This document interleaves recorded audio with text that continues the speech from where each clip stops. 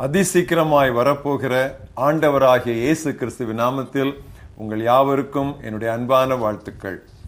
இந்த நாள் தியானத்தின் தலைப்பு மேளம் கொட்டலாம், the best is yet to be. வாசிக்க வேண்டிய பகுதி ஏசாயா 11ஆம் அத்தியாயம் முதல் 9 வசனங்கள். ஈசா என்னும் அடிமரத்திலிருந்து ஒரு துளிர் தோன்றி அவன் வேர்களிலிருந்து ஒரு கிளை எழும்பி செழிக்கும். ஞானத்தையும் உணர்வையும் அருளும் ஆவியும், ஆலோசனையும் பலனையும் அருளும் ஆவியும், அறிவையும் கர்த்தருக்கு பயப்படுகிற பயத்தையும் அருளும் ஆவியுமாகிய கர்த்தருடைய ஆவியானவர் அவர் மேல் தங்கியிருப்பார். கர்த்தருக்கு பயப்படுதல் அவருக்கு உகந்த வாசனையாயிருக்கும்.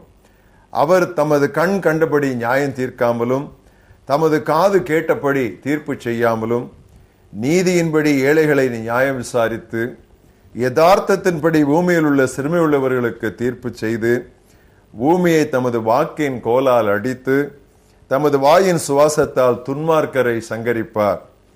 நீதி அவருக்கு அரைக்கட்டும், சத்தியம் அவருக்கு இடைக்கச்சையுமாயிருக்கும்.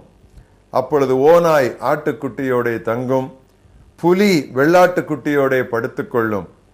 கன்றுக்குட்டியும் பாலசிங்கமும் காளையும் ஒருமித்திருக்கும். ஒரு சிறு பையன் அவைகளை நடத்துவான். பசுவும் கரடியும் கூடி மேயும், அவைகளின் குட்டிகள் ஒருமித்து படுத்துக்கொள்ளும். சிங்கம் மாட்டை போல் வைக்கோல் தின்னும். பால் குடிக்கும் குழந்தை விரியன் பாம்பு வலையின் மேல் விளையாடும். பால் மறந்த பிள்ளை கட்டுவிரியன் புற்றிலே தன் கையை வைக்கும். என் பரிசுத்த பர்வதம் எங்கும் தீங்கு செய்வாரும் இல்லை, கேடு செய்வாரும் இல்லை. சமுத்திரம் ஜலத்தினால் நிறைந்திருக்கிறது போல பூமி கர்த்தரை அறிகிற அறிவினால் நிறைந்திருக்கும். அக்காலத்திலே ஜனங்களுக்கு கொடியாக நிற்கும் ஈசாயின் வேருக்காக ஜாதிகள் விசாரித்து கேட்பார்கள். அவருடைய தாபர ஸ்தலம் மகிமையாய் இருக்கும். இன்றைய மனன வசனம் வாசித்த பகுதியிலே 9வது வசனம் ஏசாயா 11:9.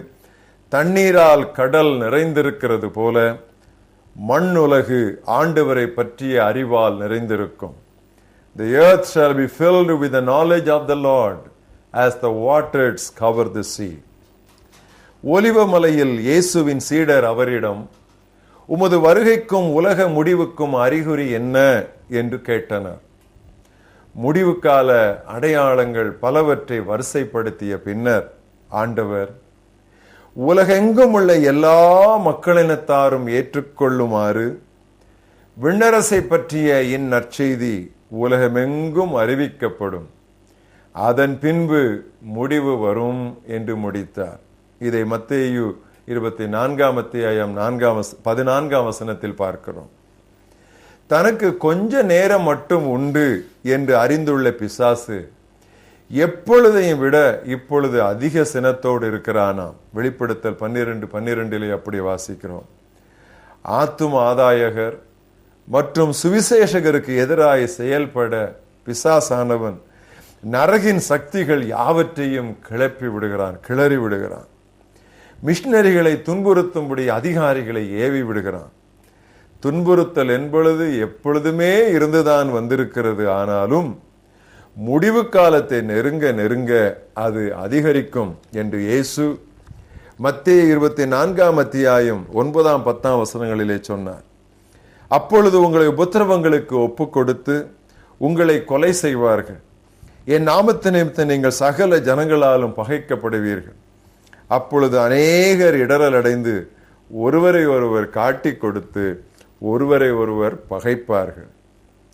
ஸ்மிர்னா என்ற ஊரிலும் பிலதெல்பியா என்ற ஊரிலும் இருந்த சபைகளுக்கு கிறிஸ்து அருளிய வாக்குகளை மிஷனரி சிந்தையுள்ள கிறிஸ்தவர்கள் யாவரும் உரிமை பாராட்டலாம்.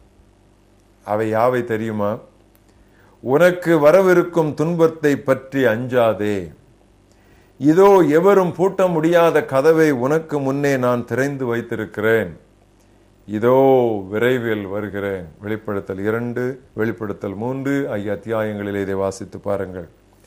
மிஷனரி பணியிலே உலகமெங்கும் ஓர் எழுச்சி ஏற்பட்டுள்ளது. கடந்த 20 நூற்றாண்டுகளிலும் இவ்வளவு திருச்சபை வளர்கிறது போல் வேறு எப்பொழுதும் திருச்சபை அவ்வளவு வேகமாக வளர்ந்ததில்லை. கதிர்கள் இன்னும் அறுத்து முடிக்கப்படாததால் வயலின் சொந்தக்காரர் மாலை 5 மணிக்கு கூட அறுவடையாளர்களை அழைக்கிறார். நம்ம எல்லாருக்கும் தெரியும் அந்த மத்திய 20ஆம் அத்தியாயத்தில் உள்ள உவமை. திராட்சை தோட்டத்திற்கு வேலை செய்வதற்காக 6 மணிக்கு காலையிலே போய் வேலைக்காரரை அமர்த்தினார். மறுபடியும் 9 மணிக்கு போய் அங்கே நிற்கிறவர்களை வேலைக்கு அமர்த்தினார். மதியம் 12 மணிக்கும் போய் அமர்த்தினார். பிற்பகல் 3 மணிக்கும் போய் வேலையாட்களை சேர்த்தார். பிறகு கடைசியாக 5 மணிக்கு போகிறார். 6 மணிக்கு பொதுவாக வேலை முடிந்துவிடும். 5 மணிக்கு போகிறார். நீங்கள் ஏன் பகல் முழுவதும் இங்கே சும்மா இருக்கிறீர்கள் என்று கேட்கிறார். அவர்கள் சொல்லுகிறார்கள், எங்களை ஒருவரும் வேலைக்கு அமர்த்தவில்லை, வாருங்கள், எனக்கு இன்னும் வேலை அதிகமாக இருக்கிறதுன்னு சொல்லி அந்த கடைசி மணி நேரத்தில் கூட அவர் ஆட்களை வேலைக்கு அமர்த்தி கொண்டு போகிறார். அதுதான் இன்றைய நிலைமை. நாம் இப்பொழுது இருப்பது அந்த 5ஆம் மணி 1 மணி நேரம் தான் ஒரு வேளை நமக்கு வேலை செய்ய வாய்ப்பு இருக்கலாம். பெந்தேகோஸ்தையை நாம் முன்மாரிக்கு ஒப்பிட்டால் கிறிஸ்துவின் வருகைக்கு முன் எல்லா வயல்களிலும் நல்ல விளைச்சல் உண்டாகும்படி நமக்கு பெய்ய போகும் மழையை பின்மாறி எனலாம். எனவேதான் சகரியா தீர்க்கன் சொன்னான் 10ஆம் அத்தியாயம் 1ஆம் வசனத்திலே, பின்மாறி காலத்து மழையை கர்த்தரிடத்தில் வேண்டிக் கொள்ளுங்கள், அப்பொழுது அவர் மின்னல்களை கட்டளையிட்டு அவரவருக்கு பயிருண்டாக சகல வயல் நிலையங்களிலும் அவர் மழையை கட்டளையிடுவார் என்று அவர் முன்னுரைத்தார். இந்த கடைசி மணி நேரத்தில் தூய ஆவியானவர் தமது வல்லமையை மிக அசாதாரணமாய் நாம் விசுவாசித்தால் வெளிக்காட்ட ஆவலாயிருக்கிறார். கிறிஸ்துவின் 2ஆம் வருகையே பவுலின் வாழ்க்கையில் நற்செய்தி பணிக்கு மிக முக்கியமான உந்து விசையாயிருந்தது. ஆண்டவரது வரவை விரும்பியதால் ஆத்துமாக்களின் ரட்சிப்பை பவுல் வாஞ்சித்தார். தமது குமாரன் தீமோத்தேயுவும் இதே ஆவியை பற்றிக்கொள்ள அவர் ஆசித்தார்.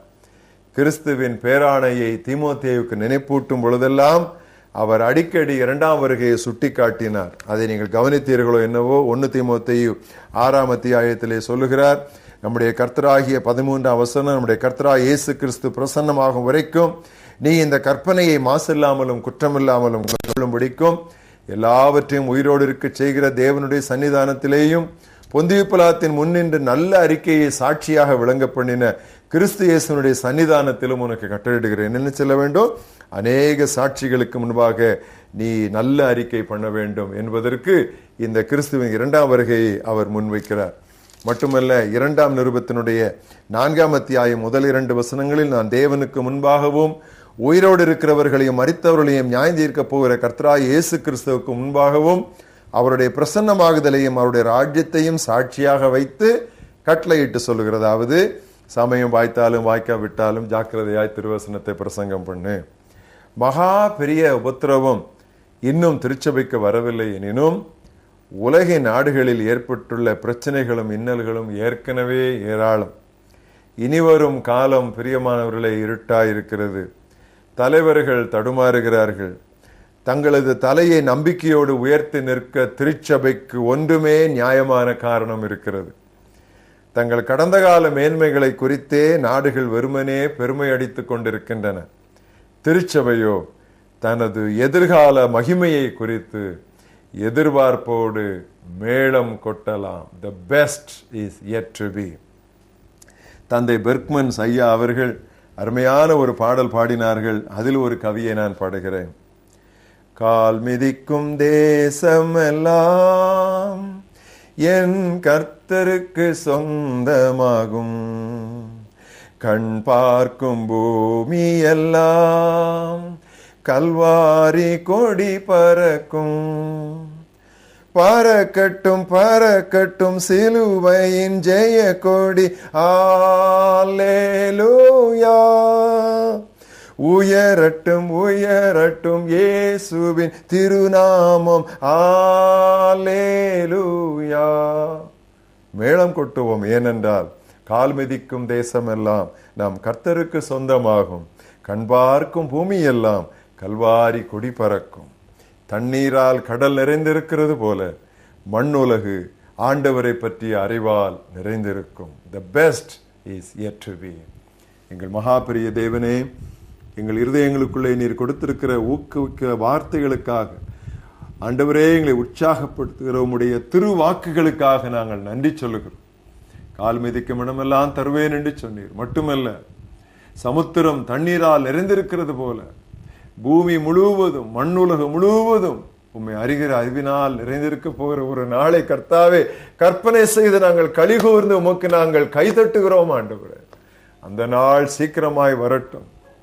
உம்முடைய நாமம் மகிமைப்படட்டும். உம்முடைய ராஜ்யம் வரட்டும் கர்த்தாவே, சீக்கிரமாய் வரட்டும். அது வரைக்கும் ஆண்டவரே நாங்கள் தளர்ந்து போகாமல், சோர்ந்து போகாமல், உற்சாகமான ஆவியினாலே தாங்கப்பட்டு தீவிரமாய் இன்னும் வேகமாய் நற்செய்தியை கர்த்தாவே நானா திசைகளிலும் சென்று அறிவிக்க எங்கள் கால்களுக்கு நீர் விரைவை தர வேண்டும் என்று நாங்கள் செபிக்கிறோம். இந்த அருமையான தியானத்திற்காக நாங்கள் ஸ்தோத்திரிக்கிறோம். உமது ஊழியத்திலே சோர்ந்து போய் நிற்கிற ஒவ்வொருவருக்காக நான் செபிக்கிறேன். கர்த்தாவே, மேலானது இனிதான் வரவிருக்கிறது. இதிலும் பெரிதானவர்களை அவர்கள் காணப்போகிறார்கள். கர்த்தாவே, உற்சாகமாய் வீறு கொண்டு எழுந்து பாவிகளுக்கு உமது வழிகளை உபதேசித்து அவர்களை மண்டையிலே கர்த்தாவே கூட்டம் கூட்டமாக, ஆயிரம் ஆயிரமாக, லட்சம் லட்சமாக சேர்க்க நீர் அவர்களை ஊக்குவிக்க வேண்டும் என்று நாங்கள் செபிக்கிறோம். நீ செய்ய போகிற பெரிய காரியங்களுக்காக நாங்கள் உமக்கு நன்றி சொல்லுகிறோம். தேவாதி தேவனே, ராஜாதி ராஜாவே, கர்த்தாதி கர்த்தாவை உம்மை துதிக்கிறோம், போற்றுகிறோம், புகழுகிறோம், வாழ்த்துகிறோம், வணங்குகிறோம், கும்பிடுகிறோம். இயேசு கிறிஸ்துவின் நாமத்தில் பிதாவே, ஆமென்.